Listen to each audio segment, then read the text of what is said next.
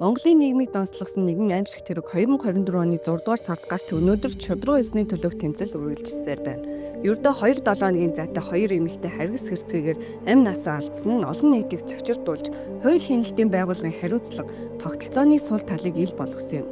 2024 оны 6 дугаар сарын 9-нд 32 настай эмэгтэй Зэи амь насыг 21 настай Цэ давагд орж болон түүний хамтрагчид хэрцгийгээр бүрлэхэж, цогцоогийн шүүгэнд 12 хоногийн турш нуусан байна. Тэрхүү аимшиг тэрэг илэрхээс өмнө дахин нэг эмгэнэлтийн явдал тохиолдсон нь 16 настай охин Ишийн амь хохирсон хэрэг байлаа. 6 дугаар сарын 21-нд охины амийг бүрлгээд чумдаанд хийж нуусан бөгөөд хэргийн дараа гэмт этгээдүүд чумдаантай цогцсны хажууд цай уун сууж буй дүрс бичлэг хийсэн нь олон нийтэд ил болж жигшил зэвүүцлийг дээд зэгт нь хүргэсэн.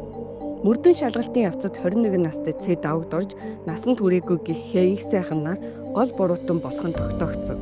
Тэдэнтэй хамт байсан Га Эрдэнэ, Намын Эрдэнэ нарыг эхэндээ хамжигч гэж үзсэн ч эцэст нь хохирогч хэмээн ангилсан талигаачдын ар гэр болон өмгөөлөгчдийн зүгээс эргэлзээ эсэргүүцэлтэй тулгарсан юм.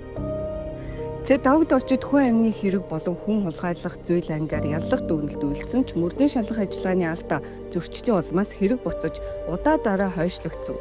Харин насанд хүрээгүй гэхээ их сайханд хүний амь хөнөөх бэлгийн хүчирхийл үйлдсэн гэсэн хүн зүйл ангаар ялсан ч түүнийг насанд хүрээгүй гэж үзэн нэг сар саатуулсны дараа суллсан гэх мэдээлэл олон нийтийн бохимдлыг улам хүчтэй болгосон юм.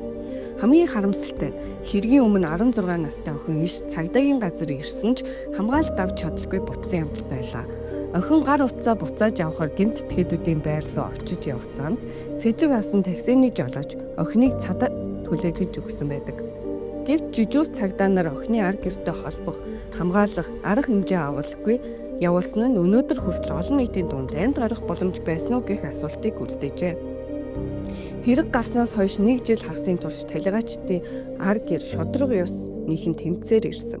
2025 оны 9 дугаар сарын 15-нд Сүхбаатарын талбайд болсон зул өргөх ёслолд зөвхөн ар гэр төдийгүй олон арван иргэн хүний эрхийн идэвхтнүүд цугларч шудраг ёс тогтох ёстой гэсэн дуу хоолойгоо нэгтгэсэн юм. 2025 оны 9 дугаар сарын 17-нд болсон урьдчилсан хэлэлцүүлгээр шүүхээс эрүүгийн хэрэг хянан шийдвэрлэх тухай хуулийн дагуу хэргийн мөрдөө шалгах ажиллагаа ноцтой зөрчилтэй оролцогчдын эрхийг хязгаарласан гэж үзэж хэргийг нэмэлт мөрдөн байцаалтад буцаахаар шийдвэрлэв. Энэ шийдвэрийг талигаач 16 настай охины өмгөөлөгч Ис Солонго дэмжиж прокурор зөвхөн нэг өмгөөлөгчд хэргийг танилцуулж надад танилцуулаагүй нь маш том зөрчил. Бидний хүсэлтийг хүлээж авсан зөв зүйтэй алхам боллоо гэж мэдгдсэн юм.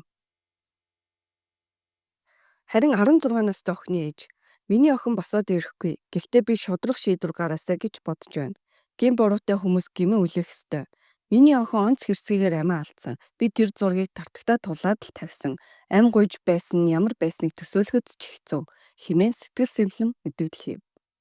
Хэргийг нэмэлт мөрдөн байцаалт буцаас нь зөвхөн нэг эрүүгийн хэргийг шийдэх асуудал биш. Харин Монголын хууль хяналтын байгууллагын шудраг байдал, хүний эрхийг хамгаалах чадвар, нийгмийн итгэл үнэмшил дахин сэргэх хэсэгтэй холбоотой түүхэн мөрч болж байна. Нийгэм шудраг ёсыг хүлээж байна. Харин талигаачдын ар гэр хизээж бууж өгөхгүй гэдгээ илэрхийлсээр байна.